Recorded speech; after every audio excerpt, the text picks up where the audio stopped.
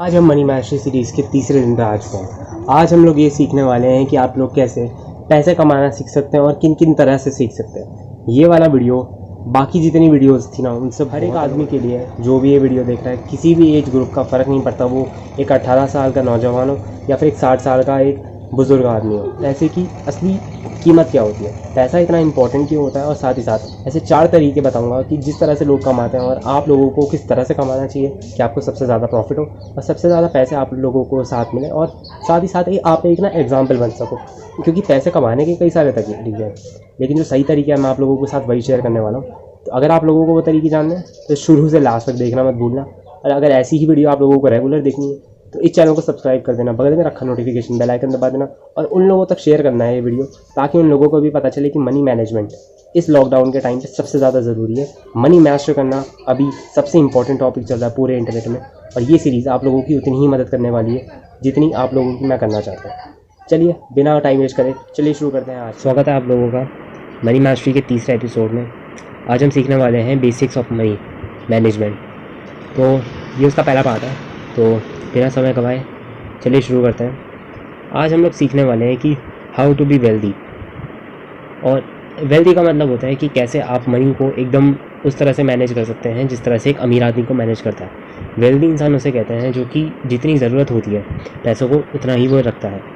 आज हम सीखने वाले हैं कि आप कैसे पैसों को एक वेल्दी इंसान की तरह रख सकते हैं। तो सबसे पहले जो हमें इस चीज़ ध्यान में रखनी है वो है कि make money important. Make money important इसका मतलब है if you want to earn money you must make it important. मान लो अगर आपकी ज़िंदगी में चाहो ना चाहो आप वही काम करोगे, क्योंकि आपके लिए सबसे ज़्यादा इम्पॉर्टेंट काम भी वही है। अब मान लो किसी के लिए सबसे ज़्यादा इम्पॉर्टेंट काम है पढ़ाई करना, तो वो चाहे कुछ भी कर ले, वो चाहे बाथरूम में ही पढ़ाई करेगा पर वो करेगा, क्योंकि उसके लिए जो सबसे इम्पॉर्टेंट काम है ना वो है पढ़ाई। मैं यहाँ पर आप लोगों को यही बताना चाह रहा हूँ कि अपनी लाइफ में अगर आप पैसा कमाना चाहते हो तो मनी को सबसे ज़्यादा इम्पोर्टेंट आपको बनाना पड़ेगा, क्योंकि इम्पॉर्टेंट जो चीज़ बन जाती है ना आपकी लाइफ की, उसके बाद आप लोगों को कुछ करना नहीं पड़ता, वो चीज़ अपने आप वो काम कर लेती है। तो सबसे पहले तो हमें ये सीखना है कि हमें अपना जितना भी ध्यान है वो सब हमें पैसे की तरफ लगाना पड़ेगा। अगर हमें पैसा कमाना है तो भूल जाओ कोई गर्लफ्रेंड थी, भूल जाओ कोई तुम्हारा दोस्त यार था, अगर एक चीज़ पे तुम्हें कॉन्सेंट्रेट करने को बोल दिया गया तो तुम्हें इसी चीज़ पे कॉन्सेंट्रेट करना है, ठीक है। मनी कमाना आसान नहीं होता, मैं पहले बोल रहा हूँ, it is not easy, it is not easy. हाँ, बट इस वीडियो में अगर आप आए हो ना तो मैं आप लोगों के लिए वो रास्ता भी आसान कर दूंगा जो कि आप लोगों को मुश्किल होता है। सबसे पहले तो हमें ये ध्यान देना है कि आप लोगों को अपनी लाइफ में सबसे इंपॉर्टेंट चीज़ अभी रखनी है वो है मनी को। अपना जितना भी फोकस है वो सब इसी चीज़ में लगा दो, ठीक है। क्योंकि जब तक आप लोग अपनी लाइफ में मनी को इम्पोर्टेंट नहीं बनाओगे तब तक मनी अपने आप चल के नहीं आएगा। तुम्हें मनी के पास सबसे पहले जाना पड़ेगा। First step you have to take, ठीक है। इसके बाद हम आते हैं कि मनी जैसे ही आपके लिए इम्पोर्टेंट बन जाता है उसके बाद हम बात करेंगे कि कैसे पैसे कमाना है। लाइफ में ना 2 तरह से ही पैसे कमाए जाते हैं, ठीक है, एक अच्छा तरीका और एक खुदगर्ज तरीका। अब मैं यहाँ पर बुरा तरीका भी लिख सकता था, पर जो ये वाला मेथड ट्राई करते हैं ना, जिसको हम कोर्ट की भाषा में बुरा कहते हैं या फिर गैर कानूनी कहते हैं, वो लोग मानते नहीं हैं। तो मैंने उनकी भी इज्जत रखते हुए मैंने ये वाली चीज़ लिख दी ताकि उन लोगों को भी बुरा ना लगे, क्योंकि यूट्यूब पे ये वीडियो है सब देखते हैं। पर यही तो सबसे बड़ा सवाल आता है कि हमें कौन सा तरीका अपनाना है, अच्छा या फिर कोई भी तरीका। खैर मैंने तो कभी इस तरीके से तो पैसे कमाए नहीं, तो मैं तो रेकमेंड करूँगा नहीं। तो और वैसे भी मुझे ये तरीका आता भी नहीं, तो ये वाला तो मैं सिखाने भी वाला नहीं। जो मुझे तरीका आता है मैं आप लोगों के साथ वही सिखाऊंगा, और मुझे आता है ये वाला तरीका। तो चलिए सीखते हैं कि आखिर हम उस तरीके से कैसे पैसे कमा सकते हैं, ठीक है। The good way to earn money. Life में जो अच्छा तरीका है ना पैसा कमाने का वो 4 तरीक़ों से होता है। पहला है एम्प्लॉय बन के, ठीक है। दूसरा होता है सेल्फ एम्प्लॉयड बन के, तीसरा होता है बिजनेस करके, और चौथा होता है इन्वेस्टर बन के। अब मैं हर एक को डिटेल में समझाऊँ तो एम्प्लॉय जैसे कि हम लोग नौकरी किसी क्या करते हैं, हम अपना टाइम बेच के उसके लिए पैसा कमाते हैं। हम अपना टाइम को बेच के पैसा कमाते हैं। एम्प्लॉय का मतलब यही है, amount of work determines income. जितना तुम समय लगाओगे उतना ही तुम्हें पैसे मिलेंगे उस काम के लिए। उम्मीद करता हूँ इतनी बात समझ में आ गई हो। और इससे ही जुड़ी होती है सेल्फ एम्प्लॉयड। फ़र्क सिर्फ इतना होता है हम किसी के लिए यहाँ पर काम कर रहे होते हैं तो यहाँ पर हमें समय के हिसाब से मिल रहा होता है पैसा, लेकिन सेल्फ एम्प्लॉयड में थोड़ा सा अलग है। यहाँ पर हम amount of active work determines income, जितना समय हम इस काम को देंगे उतने ही हम पैसे कमाएंगे। फॉर एग्जांपल अगर एक आदमी की दुकान है तो जब तक उसकी दुकान खुली रहेगी तब तक वो कमाए। यही कारण है कि सेल्फ एम्प्लॉयड पर्सन इस वाले पर्सन से ज़्यादा कमाते हैं, क्योंकि यहाँ पर जितना टाइम वो खोलेगा, मान लो अगर 16 घंटे काम करता है तो 16 घंटे कमाएगा। एम्प्लॉय वाला मान लो अगर 8 घंटे ही काम करता है तब भी उसे उतनी तनख्वाह मिलेगी जितना कि वो करता है। यहाँ पे वो जितना घंटे काम करेगा उस हिसाब से, मान लो अगर उसके 1 घंटे की तनख्वाह है 1000, तो अगर 16 घंटे काम करेगा तो उसकी तनख्वाह होगी 16,000। तो यहाँ पर एक दिन की ये है उसकी 1 दिन की कमाई। तो इससे ये बहुत अच्छा तरीका होता है और ज़्यादा आसान भी यही होता है। पर अब जो तीसरा तरीका होता है वो होता है बिज़नेस करने का। इसमें आप कैसा पैसा कमाते हैं? जो बिज़नेस ओनर होते हैं वो income does not depend on active work. यहाँ पर वो काम करें ना करें उन्हें फ़र्क नहीं पड़ता, क्योंकि यहाँ पर उन लोगों ने एम्प्लॉयज़ हायर जिनको वो काम पे लगाते हैं और उनसे उनकी पूरी कंपनी होती है 100 लोगों की, जिससे वो ना करीबन मान लेते हैं कि अगर आपको एक काम करने में 1 आवर लग रहा था, है ना, आपको एक काम करने में 1 घंटा लगता है, तो पूरी ये कंपनी में 1 घंटा अगर हम 100 घंटे के बराबर के होते हैं, क्योंकि वहाँ पर आप लोगों ने 100 लोगों को एम्प्लॉय दे रखे हैं, 100 लोग आपके अंडर काम कर रहे हैं। तो मतलब अगर आप 1 घंटा काम कर रहे थे 100 लोगों के साथ, वो आप 100 घंटा काम कर रहे हैं एक दिन में, क्योंकि यहाँ पर आपकी मैन पावर बढ़ गई। तो उम्मीद करता हूँ यहाँ पर भी समझ में आ गया होगा।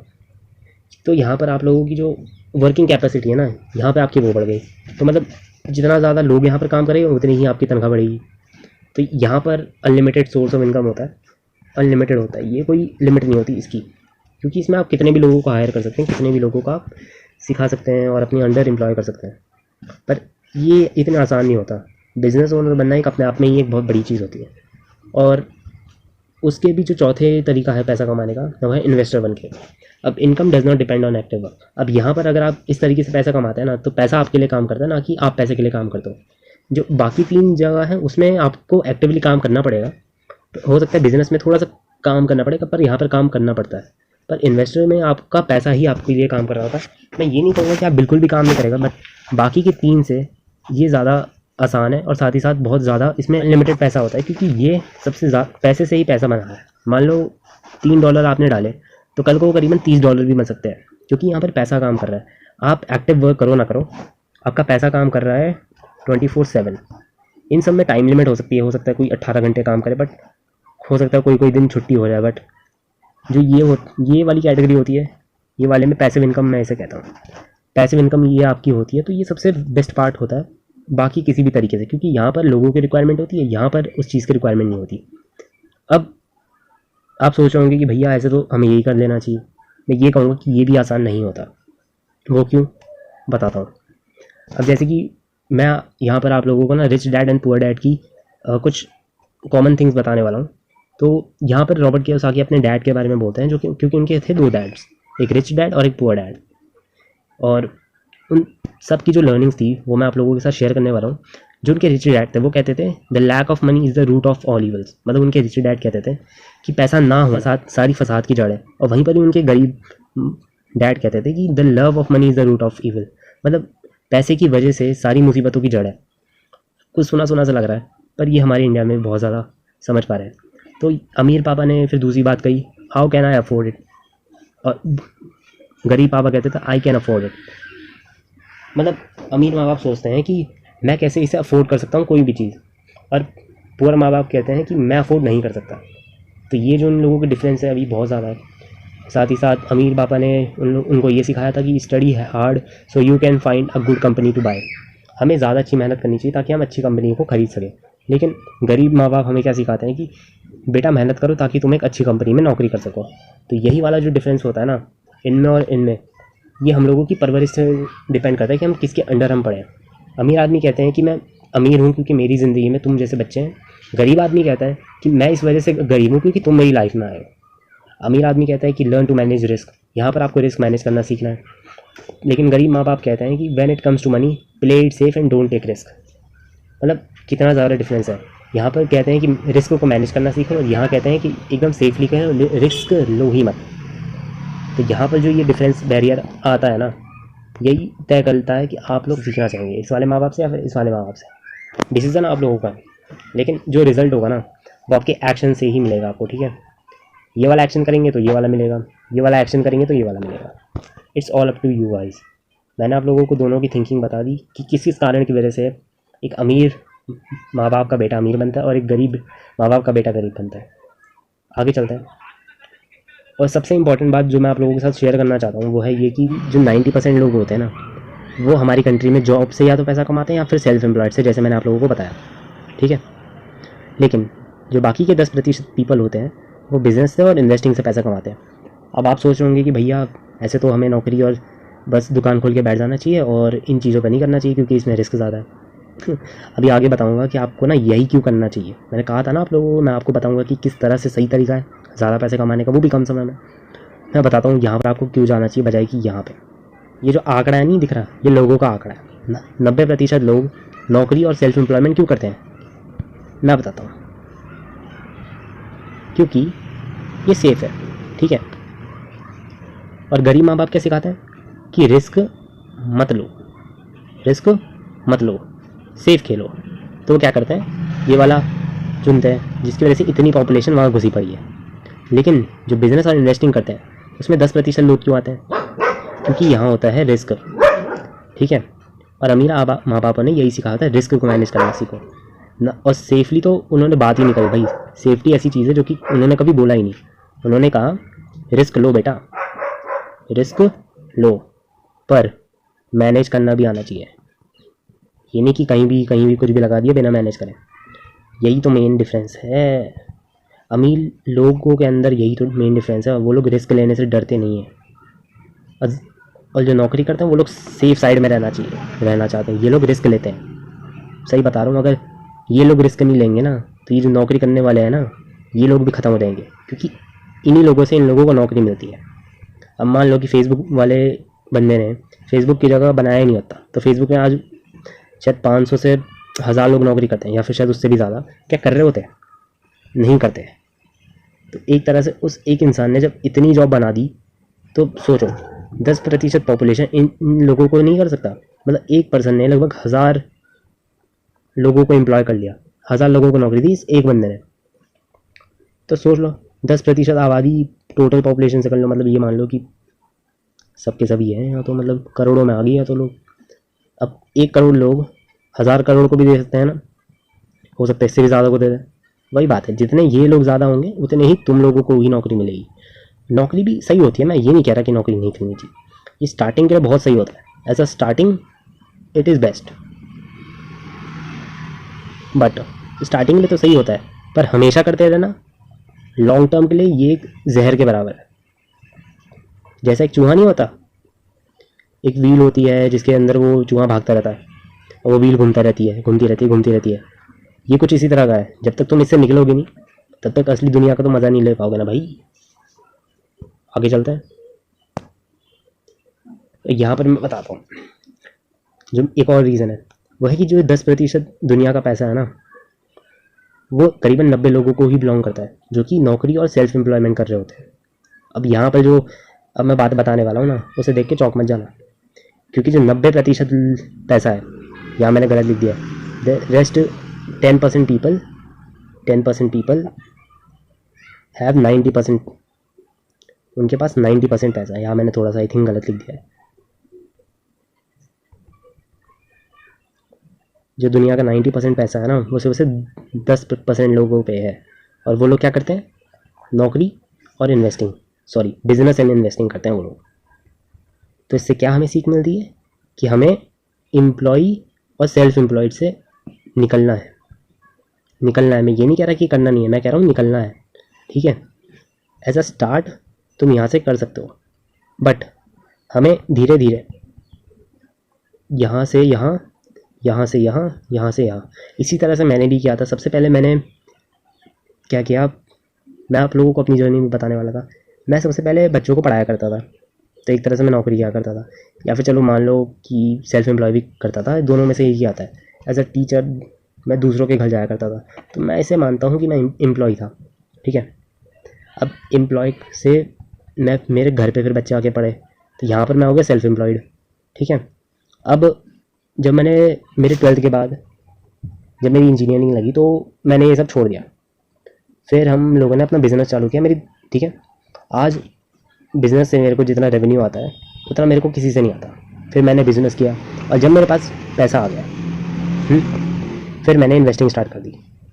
इन्वेस्टिंग मैंने काफ़ी सारी चीज़ों में करी है। आप स्टॉक मार्केट में भी इन्वेस्ट कर सकते हैं, म्यूचुअल फंड्स में भी कर सकते हैं, बिटकॉइन में भी कर सकते हैं। ये मैं आपके ऊपर छोड़ता हूँ कि आप कहाँ से शुरुआत करते हैं। मेरे पास जब पहला पैसा आया था तो मैंने अपना पैसा सबसे पहले दिया था अपनी मम्मी को। ठीक है, मम्मी को दिया था मैंने। उसके बाद मुझे नहीं पता वो पैसा मैंने कहाँ कहाँ डाला। मेरी कमाई का सबसे पहला पैसा मेरी माँ को गया था और उसके बाद से मैंने इन्वेस्टिंग करना स्टार्ट कर दी थी। और आज मैं एक इंट्राडे ट्रेडर हूँ। मतलब हर दिन मेरी ना ट्रेडिंग होती रहती है। मोस्टली मेरा जो इनकम का सोर्स है वो यहाँ से आता है, बट बाकी जगह से भी मेरा आता रहता है। तो मैं ये कहूँगा कि अगर इस जर्नी में आपको बढ़ना है ना तो पहले आप एम्प्लॉय बनिए, ठीक है। फिर उसके बाद थोड़ा सा और मेहनत करके अपने मतलब लोगों को अपने कस्टमर बना दीजिए। फिर जब कस्टमर आपका बढ़ जाए तो आप अपनी दुकान खोल सकते हैं, जिससे आपका बिज़नेस आगे बढ़ जाएगा। और जब आप पे पैसा आ जाए तो आप अपने पैसे को काम पे लगा सकते हैं। और यहाँ पर आप बहुत जल्दी रिटायर भी हो जाएंगे, इसमें कोई दो राय नहीं है। जब इतना आपने काम कर लिया, मुझे यहाँ तक पहुँचने में 6 साल लगा है, आपको मैं मान लेता हूँ अगर आप यही फॉर्मूला यूज़ करते हैं तो करीबन 5 साल लग जाएंगे। और कैसे होगा वो मैं आपको आने वाली वीडियोज़ में बताऊँगा। आगे चलते हैं।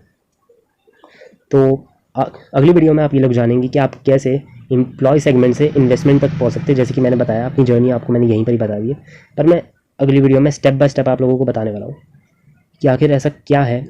जैसे मैंने आप लोगों को अपनी जर्नी तो वहीं पर ही बता दी, तो मैं तो इस सेगमेंट में मैं आप लोगों को ये बताने वाला था। तो यही है कि धीरे धीरे चलो और पैसे सेव करते हुए जाना।